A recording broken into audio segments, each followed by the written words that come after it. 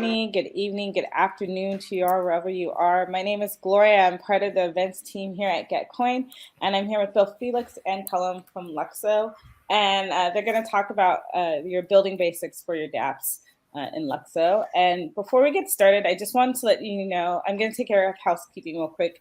I want to let you know 3 things. First off, this session is being recorded, so you can find this session and all the previous workshops under the LUKSO Build Up playlist on GetCoin Media on YouTube.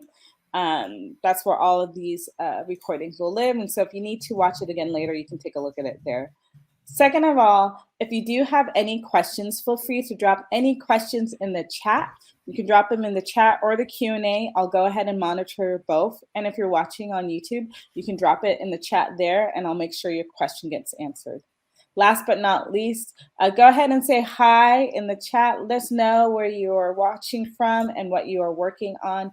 It's a great way for me to get to know all of y'all, but it's a great way for all y'all to get to know each other as well. With that, I'll go ahead and hand it over to Felix and Cullum, and you can get started. Yeah, thanks. Warm welcome from our side as well to the workshop about building basic dApps on LUKSO. And yeah, as you already heard, my name is Felix Hildebrand.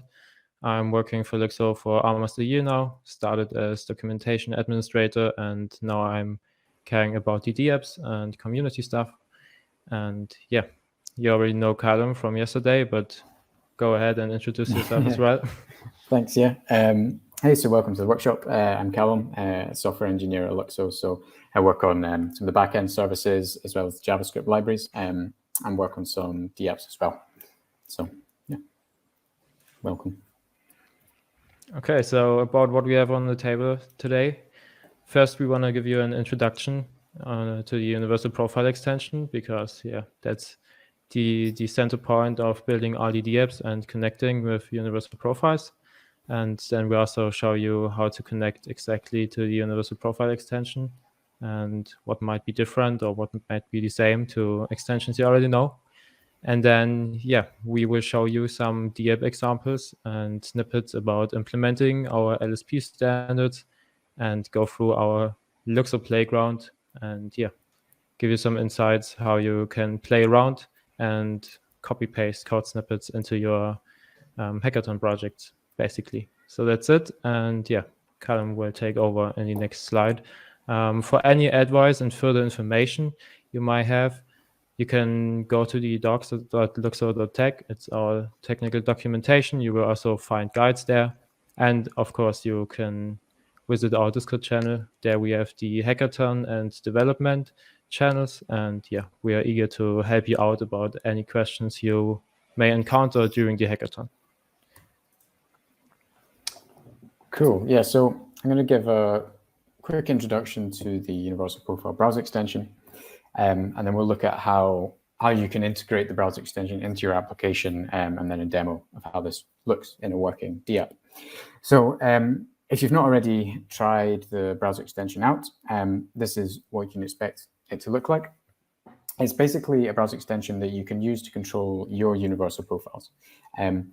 So you can download it from docs.lukso.tech and install it. So it works very similar to MetaMask. If you've used MetaMask before, you'll be familiar with how that works. And when you use MetaMask, it's going to ask you to sign in, connect to dApps, and you can send tokens from your address to other addresses. The key difference with the Universal Profile browser extension is where, as MetaMask, everything is stored on the key, which is stored inside the MetaMask. In the browser extension, nothing is stored inside the browser extension except the controller key. And the controller key is used to control your Universal Profile. And the Universal Profile is just a smart contract-based account, which is deployed on the blockchain. So this means that the browser extension is not a wallet. It's simply a controller that you can use to tell your Universal Profile what it should do. So you can update data on your Universal Profile, and you can transfer assets, say sending some token from your Universal Profile to another one, whatever. So the way this is going to work is your dApp is going to send a message to the browser extension. It's going to make a transaction request, which will pop up a window for you to confirm that transaction. And your controller key will sign that transaction and send it and forward it to your Universal Profile to be executed on the blockchain. So for this to work, the controller key, which is stored inside the browser extension, needs to have some funds. So by default, when you set the browser extension up, you'll be given some free transactions by default. This is using our transaction relay service, which we've built. And you'll get a quota limit. So it'll give you some free gas that you can use for some transactions. But after you've reached that point, you'll need to top up your controller key with some LUKS in order to send those transactions. So I'll talk about how we can top that up so you can develop using this. So to fund your controller key, you need to so you go inside your browser extension, and inside this controllers tab, you should see an icon which says this browser extension. And this corresponds to the controller key, which is used to control your universal profile. So this is the key we want to top up, because this is the key which is going to be signing the transactions and sending them and forwarding them to the universal profile. So once we clicked inside inside this browser extension, this is the key we want, so we can copy this from here up the top. And we're going to be using an authenticated faucet to top up the balance of this key. And the way this is authenticated is by using Twitter. So to stop the faucet getting spammed by hundreds of requests to drain all the LUKS, you need to make a tweet. So the tweet can contain any text. You just need to paste in the address that you copied, which is your controller key address, and then tweet that. Then you can copy the link of the tweet you just made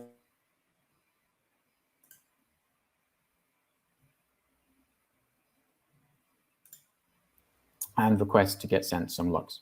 And once you've done that, you'll be able to send transactions with your universal profile, even if your quota limit has been reached in your browser extension. So you can see here, this is just an example of a balance which has been topped up. So once you've done that, so we're going to look at some code of how you can integrate your browser extension into a dApp and how that would look like. So if you've ever developed with MetaMask before, it's going to behave exactly the same way. There's no difference. Any dApp that you build for the browser extension can work with MetaMask, and equally any browser extension which you make with MetaMask can work with the browser extension, the LUKSO browser extension for universal profiles. So you can swap them in and out interchangeably. If you haven't done this before, then don't worry, because we'll go over how this is done just in a minute. So the way this is going to work is it all revolves around this window.ethereum object. This is an object which is injected by the browser extension into your browser automatically. So this is how we're going to communicate from the application to the browser extension to send messages to prompt the browser extension to confirm transactions. So to start things off and to connect to your browser extension, what you want to do is you want to use this window.ethereum.request method. This means we're going to send an RPC method from the application to the browser extension. So here we're going to send the ETH request accounts, and this is going to prompt the browser extension to confirm that we want to log into this dApp. So you see the window on the right gives us an option of the universal profiles we want to log in with, and we can select which one we want to log in with. And once we've done that, we can confirm that we've logged in by going into the Logins tab, and we should see the app which we've chosen to log in with just here. And this is where you can manage all the logins of all the apps that you've connected with. So you can be able to disconnect from any application you want just by hitting the trash can icon. And so inside the logic of your application, it works exactly the same. So any Web3 library that you decide to use, so whether you want to use Web3.js or Ethers.js, it's all going to be exactly the same. It's all going to revolve around this window Ethereum object. So for instance here, this is a very short example of what it might look like in Web3. We can instantiate a Web3 instance by passing the window Ethereum object, and then we send our transaction with our transaction configuration. When we send this, this will prompt the browser extension, the pop-up window to show, to say that we want to confirm that transaction we want to send from our universal profile to some other address. And this is the exact same thing in Ethers.js. The API of Ethers.js is slightly different, so we need to create our provider, which is ethers.provider.web3provider, and extract the signer from that provider by doing provider.getSigner. And then we can send our transaction from our signer in the exact same way. And of course, any front-end application you decide to use, any front-end framework, this is going to be the exact same. So to implement our LSPs, so the LSP standardized digital assets and universal profiles. I'm going to show you some examples of using the libraries which we've developed to make these applications. So if you've been following along with these workshops, you will have seen yesterday we covered LSP Factory and ERC75.js, so I'm going to show some further examples of how these can be used in a dApp.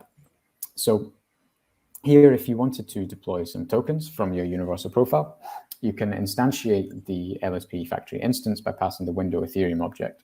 So here you can see we've fetching the accounts in the exact same way. So we send the RPC method, which is ETH request accounts. This returns an array of all the logged in accounts, which we can then use in the third line. You see we've passed that into the controller address parameter. This is going to be the address that the digital asset is controlled by. So the ownership of this digital asset contract is going to be transferred to my universal profile contract because I've selected this here.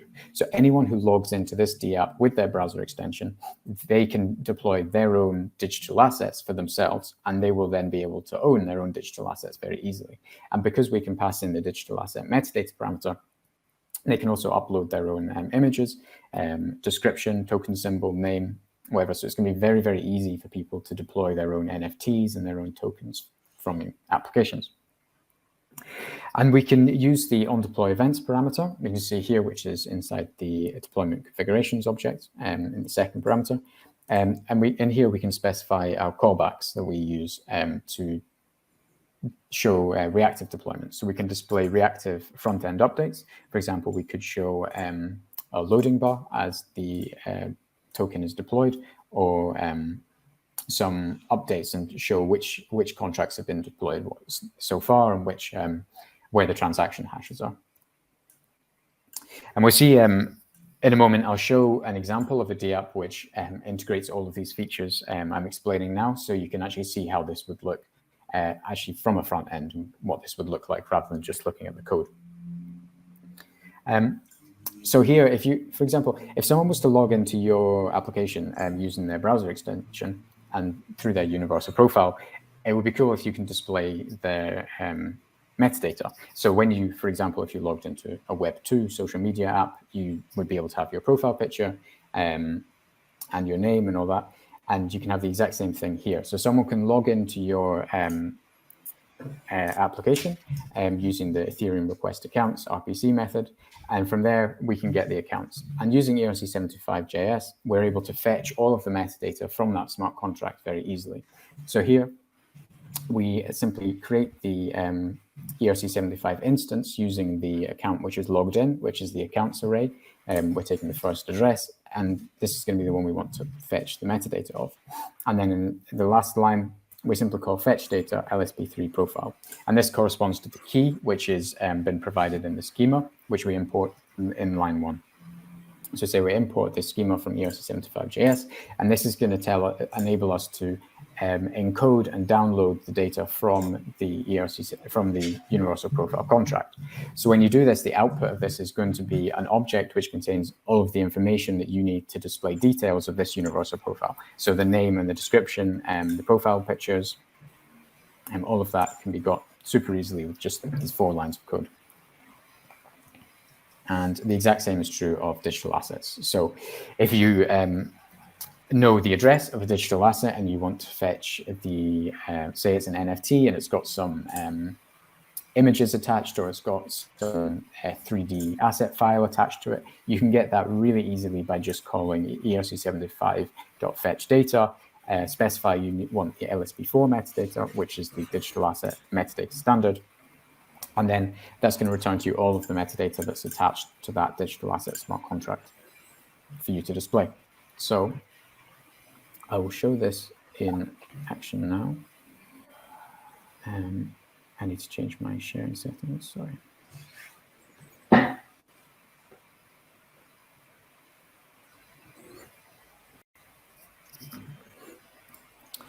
Cool. So I'll do a quick demo of what the browser extension looks like, and what you can expect to see when you open it up, and then an example of the dApp. So this is us. This is how we log in, and this is the universal profile I created before. So we can see this. But when you first log in, you'll be prompted to create a new one. So here I'm going to go in and add profile. You could choose our identical, so create the profile and add some profile information.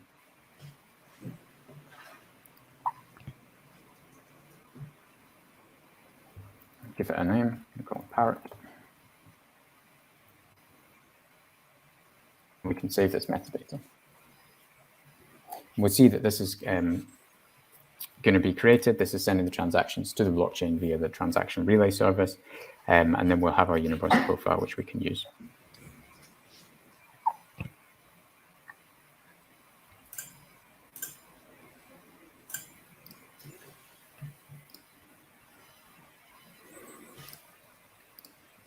So in the meantime, I can show what this looks like to log into a universal profile.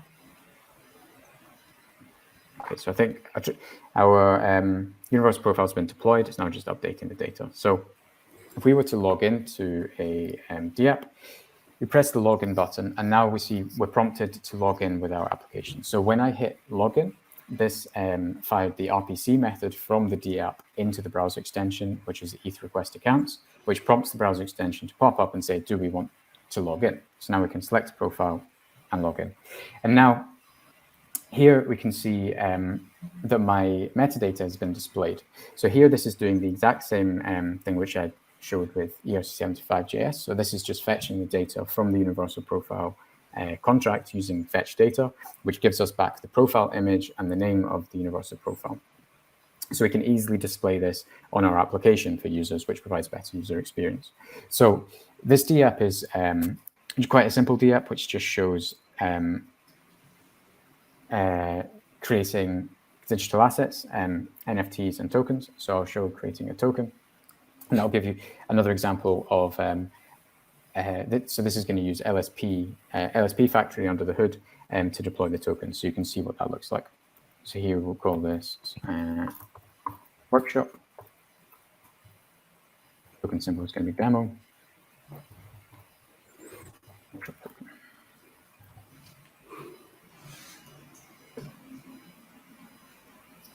So now if I want to deploy the token, hit deploy. This is called our the LSP factory deploy token method, which we saw was just a few lines of code. And now I'm prompted to confirm the transaction from my browser extension. This means that I'm now deploying a token, an ERC20-like token, from my universal profile. And this means the universal profile is going to be the profile which controls this token or this NFT. And we can see that as I confirm the transactions, text is popping up on the front end to give us more details about the contracts as it's being deployed. So we can see the contracts and they pop up with detail. This is using the reactive deployment callback parameter, which we showed to give reactive front-end updates.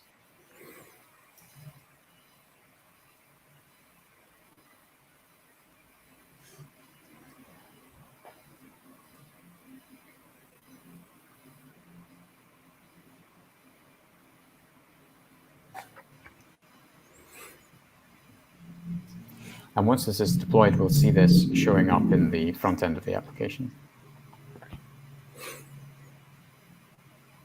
So success, we've seen the token has been deployed. It will have configured it so that the metadata has been attached, and we can see the token is here in your creations. Now, this data here, the data that's come from the your creations, this is being fetched directly from the universal profile. This is using, there's no database here where the information is being stored. Everything that's being displayed, all of the information has come directly from the blockchain and decoded so that the images can be fetched from IPFS. So now if I choose to mint some token, before I mint, you can see that my portfolio is currently empty.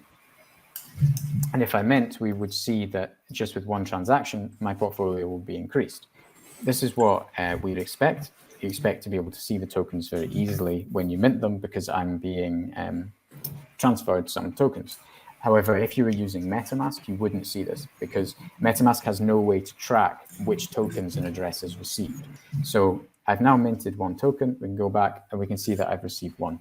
So if I did the exact same thing with MetaMask, which I could do, this application works with MetaMask too. If I did the same thing with MetaMask, nothing would appear in my portfolio because MetaMask has no way of tracking when an address receives a token. This is why if you get a new token on your MetaMask account, you need to import the token values manually into MetaMask in order for it to display. But here, because we're using universal profiles and because of the universal receiver delegate, the universal profile has automatically updated its value of our received assets, so we know all of the assets that we have. So here, the dApp is very easily able to fetch the received assets from the universal profile directly. Again, all of this is coming straight from the universal profile itself. Nothing is stored in the database.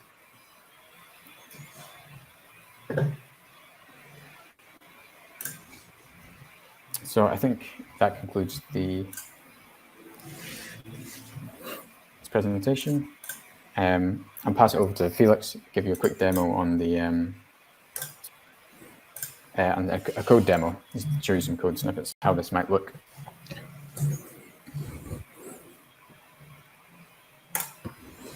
Yeah, can you see my screen? Hope so. Okay, so as you have already seen, there was this example dApp page. So if it's not about LUKSO specific things, you can also check out the account and the simple storage dApp that will look like the same as it would have been done with the MetaMask, and also connects to MetaMask and the universal profile extension. And now I want to talk a bit about the LUKSO Playground. That's a repository on the LUKSO network GitHub. And there we provide convenient and standalone code snippets that you can experiment with in the browser or also your hackathon projects, and just to learn a lot how things are going. So if you have a look at the README, this is a screenshot. You can see there we provide a lot of code snippets to extract data, fetch the assets, and also fetch the profiles. And they can all be run within the terminal and also within the browser. So you can just check out the repository, and yeah, I will also show you a bit of a coding session right afterwards. So yeah, you can just clone and experiment. And yeah, for instance, one code snippet that you will find there is how to generate the universal profile, also how to generate an externally owned account to deploy it within the terminal directly. Looks pretty simple. You can just generate the externally owned account, then initialize the LSP factory, a tool we use have created from our side.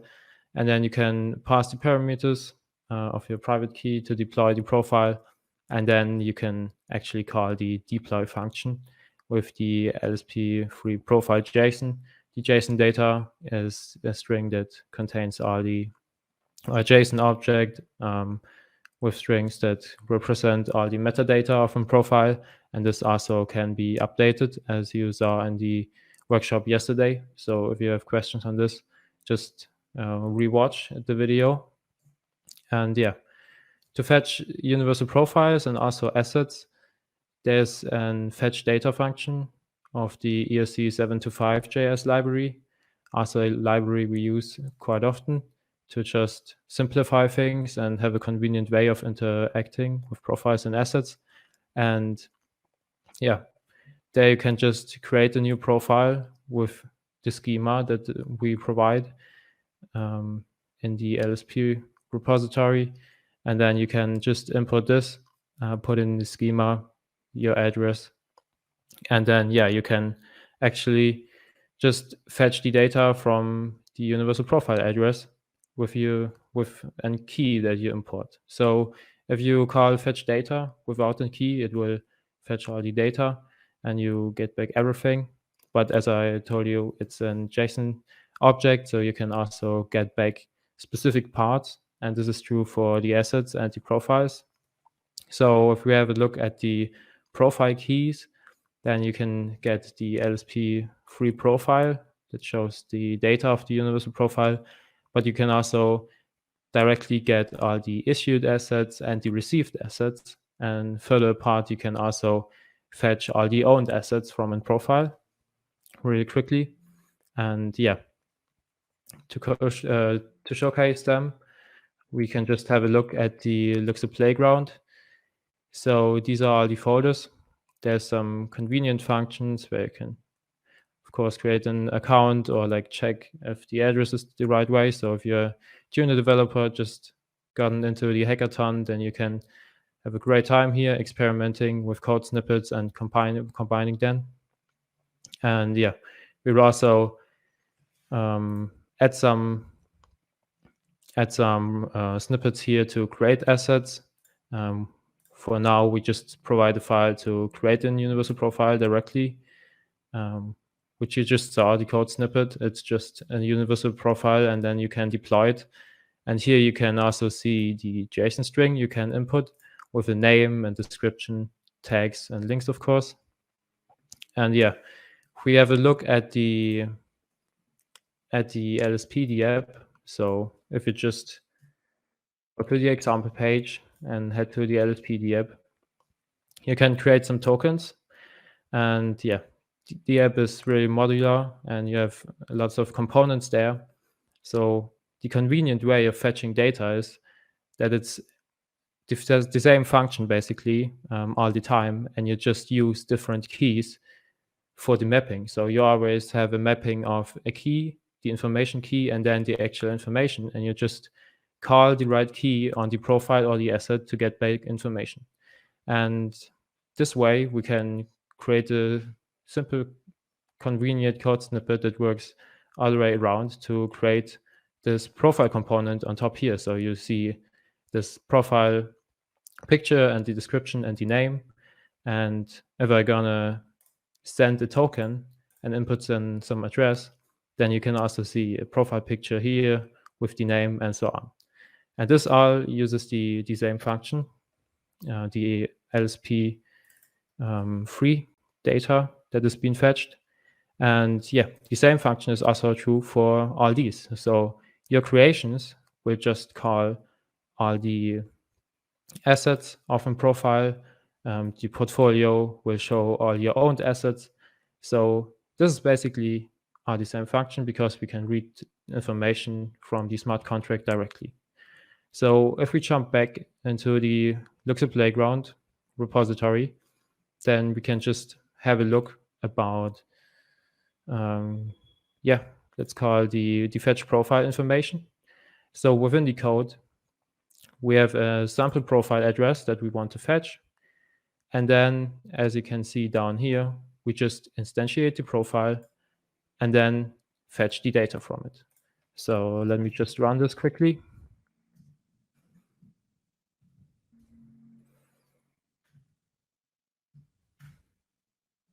And as you can see, here we get all the information that is stored in the profile. And then, of course, you can extract this data just from this JSON object.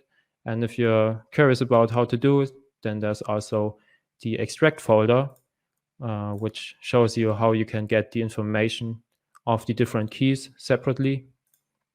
And yeah, if we go back to the fetch profile and call a key instead, so we can have a look at the schema here that we import, the ESC725 schema. Then we can see all the keys that are connected and then that can be fetched. So if we import the LSP3 profile key and go back to our file and just import this key here and run the snippet again, then now what you get back is actually the LSP3 profile information. And the same is true for the issued assets. So if we want to get the issued assets, then you can just go back, use exactly the same code snippet because it's still fetching the profile, change the code, and get all the issued assets. Check.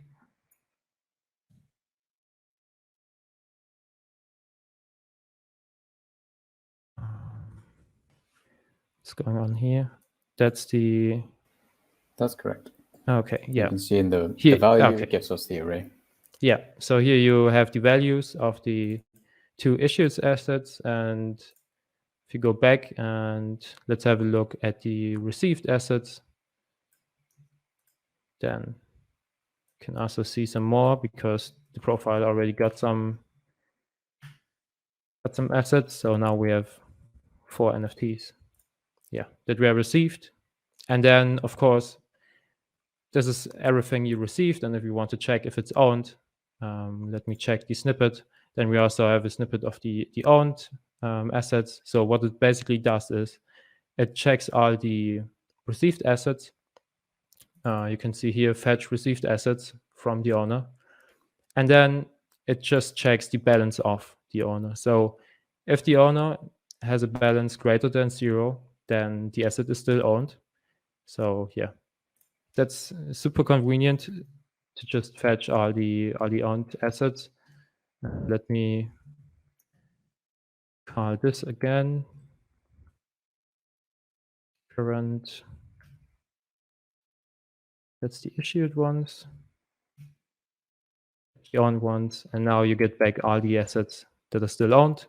If you want to get the number of tokens he owns, for instance, if it's a regular token and not an NFT, then you have to call the contract again. But that's just some pretty convenient way of having all this in a mapping.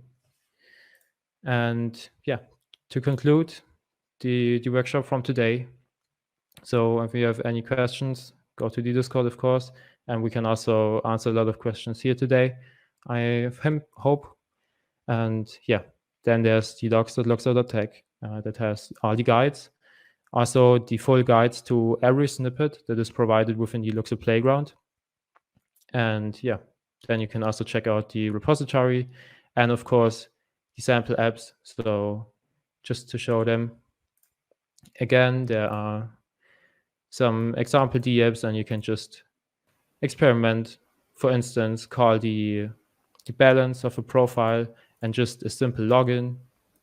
And then we also provide some simple dApps where you can just set some data to the contract.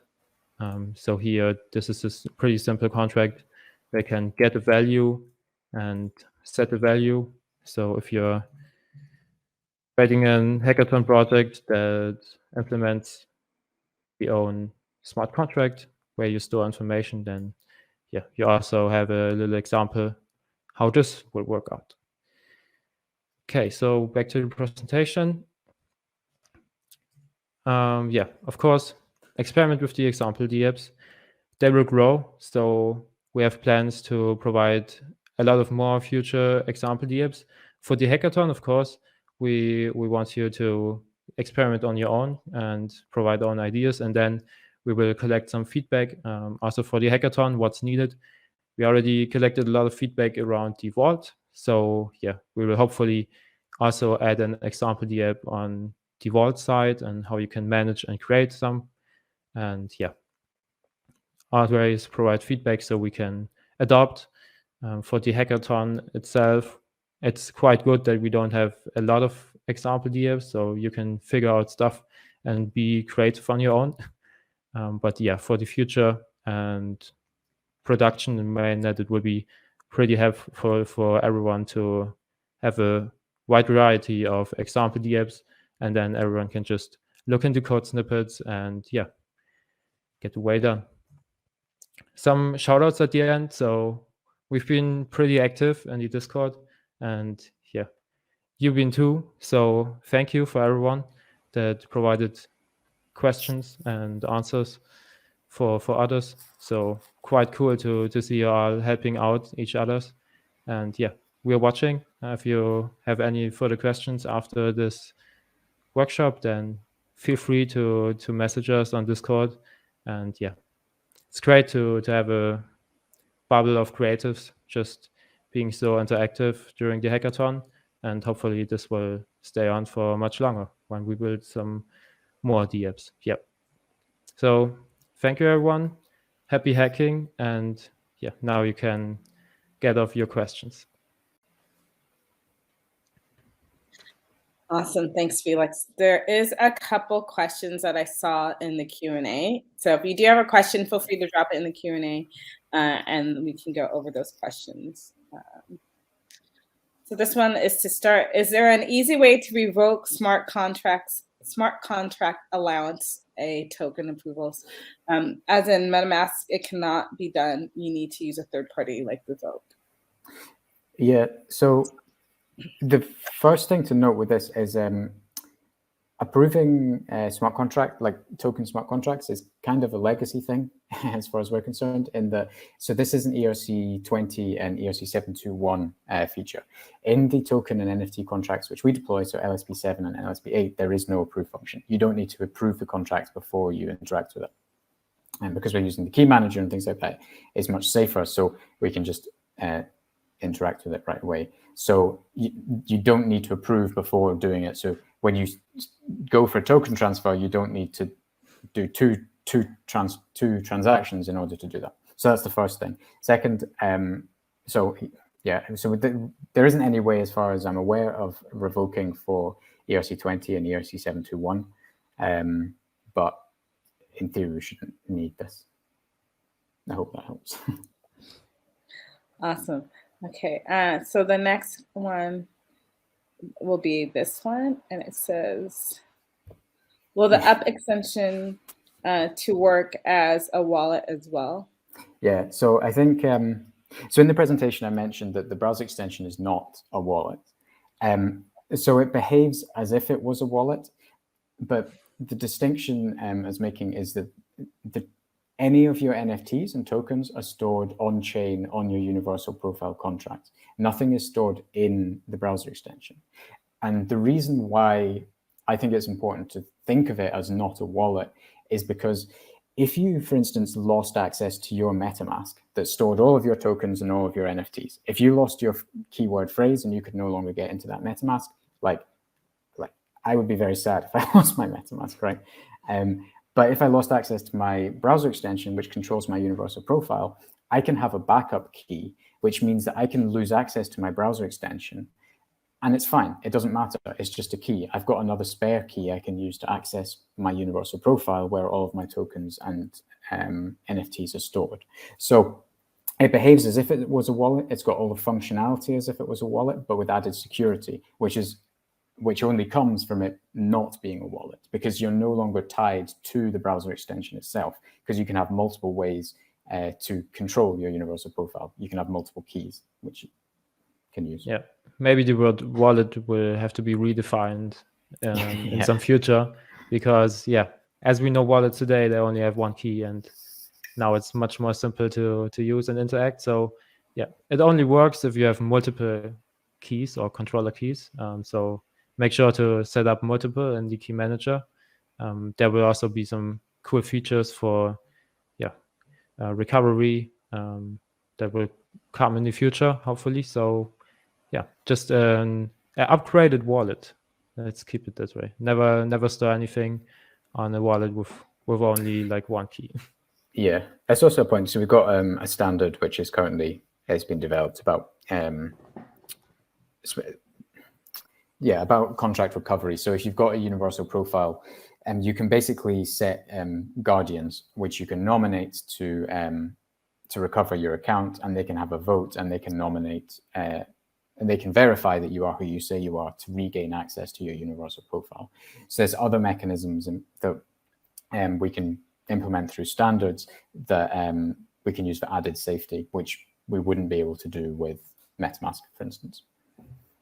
But there's also the recovery bounty, right? So if you have any ideas to set up recovery things and social tokens for recovery, anything like this would be appreciated.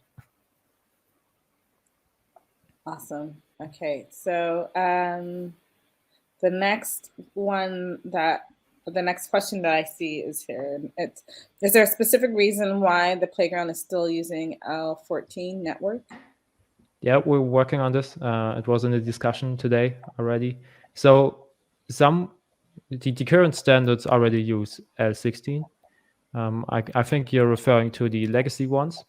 So at the moment, we have the problem with the universal profile.cloud because the old universal profile.cloud is deployed to the L14. I think the question was already answered at some point. So the reason is because they use some legacy standards. And we also need the assets on L14 because they might be connected to the DMAT and asset sales that already went on. So they will be transferred over when mainnet comes. So we had to provide the L14 connection there just in case anyone wants to fetch the old profiles. And for developers, it's also quite convenient to have the L14 to check the profiles and the pictures on chain. So if you deploy something on L14, for instance, the profiles, then legacy ones can right away be watched at the universalprofile.cloud page. We are currently working on getting a universal prod page ready for the L16 as well. But yeah, that's the reason. If you go into the LUKSO Playground repo and go to assets, you will actually see two folders, one for the current standards and one for the legacy that we still want to provide to have an easy onboarding, because on the L16 you cannot see the profile pictures right away because they don't have the universal profile.cloud page. So hope that answers the question. There is a version of Universal Profile Cloud which is deployed on L16. The link has been shared in the Discord, but basically because the Universal Profile website is going to need a migration from the legacy contracts to the new ones, it's basically a stripped back version with very limited functionality, but it does have the functionality of viewing a profile. So you'll be able to go to that website, paste in your Universal Profile address on L16 using the new contracts, and it will show your Universal Profile metadata correctly. So you can debug using that website. Yeah, but good point. We should provide the link to this in the docs maybe, because if it's already shared in the Discord, then we can also put it on the docs so people experimenting with different networks, deploying stuff on L14 but also L16, then they can just have a look right away. All right, we're going to go to the next question then. And it says, shouldn't there be examples in Solidity to operate on chain with the up metadata? So the thing is, so the metadata for universal profiles is stored under one key, which is the LSP3 profile key. And this is the LSP3 profile metadata standard. And this is a standard which gives us a way of encoding this metadata. But the metadata is basically a JSON file which is stored on some other server, so IPFS. So in your Solidity code, there'd be no real way of like fetching the metadata because it's stored on another server. It's not available. It's not stored on the contract itself. It's encoded and stored on the contract. But the raw JSON file is in no way stored on the smart contract. So that would be tricky to do, but you can do bits of it. So for example, the with the digital asset token, some of the LSP4 metadata is stored on the contract itself. So the token symbol and token name is on the digital asset token, and the rest of the metadata, like the asset files and images, is all stored on the IPFS server. Yep. So they can be fetched because all the links are like encoded within the smart contract itself, but you won't get any metadata right away. It's cool for enabling like really decentralized apps because anything can be directly read from the smart contracts. But Solidity is not really the way to go to fetch the metadata. And also we're always providing the IPFS link to stuff because we choose it would be the best practice for all the universal profiles at the moment. But our standards are not bound to any storage solution. So you can dock onto anything. We always put in the storage link into all the standards and the ERC 725JS. So if you want to choose a private server or anything else, if there's another decentralized storage solution, then you can basically use whatever you want to store your information and metadata. And this also works with all the standards. All right, and here is another question, and it says, for dApps migrating from MetaMask to app extension, do you have any recommendations? Are there extra limitations in the app extension? Does anything need to be changed? Yeah, so it's a good question. So broadly speaking, no, they're very similar, but there are differences. So I noticed differences when working on the LSP factory, for instance, when using logs. So if you're using event logs and getting data from them, because where the transactions are smart contract transactions, it can be slightly different, and because of the way they're being executed. So with the browser extension, it can execute transactions through execute relay call and send to a relayer, for instance, and this is going to give back different logs. So you just need to be careful about when extracting data from logs, making sure that that data is reliable between the browser extension and MetaMask. But broadly speaking, no, they swap in and out. The Ethereum provider that's injected by both is very similar. So lots of it's just the properties are similar and they behave the same. Yeah, and also for some fraud stuff, because everything is the smart contract. So it happened before that on token sales, they just removed all the smart contracts to being able to mint for hackers or people that want to take advantage with like a smart contract that has a lot of accounts connected to it. So yeah, if you have any fraud detection and check if the profile address that is doing the call is an externally owned account, it won't work exactly the way how we do it, because yeah, we actually use the externally owned accounts and controller keys to manage a profile, and then yeah, you would have to check the interface. So every standard and profile, you can get the interface. It's also a key that I just described, and you can just call for the key and then check, hey, is this a universal profile or is this a vault or something like that? And then you will receive the info. And if it's not, then it's likely, yeah, a smart contract with some different functionality behind. Beautiful. I believe that is all the questions that have been asked in the Q&A. I'll just go ahead and say last call for questions. If you do have a questions, drop it in the chat or Q&A. I'll give you a second to do that.